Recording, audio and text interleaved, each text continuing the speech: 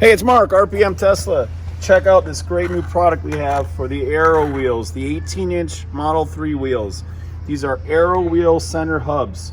They come plain, carbon fiber coated, hard ABS plastic, including the locking ring, and you get to choose one of our inner wheel tees. So this is red or black, or you can put them on plain. Let's show you how easy they install and remove. So here is a standard 18-inch Aero wheel, and you just line up the 5 fingers, install it. Want to remove it? Pull 2 of the arms and pop it off, usually opposing arms, and they come right off just like on the 19-inch wheels. Simple, easy to install.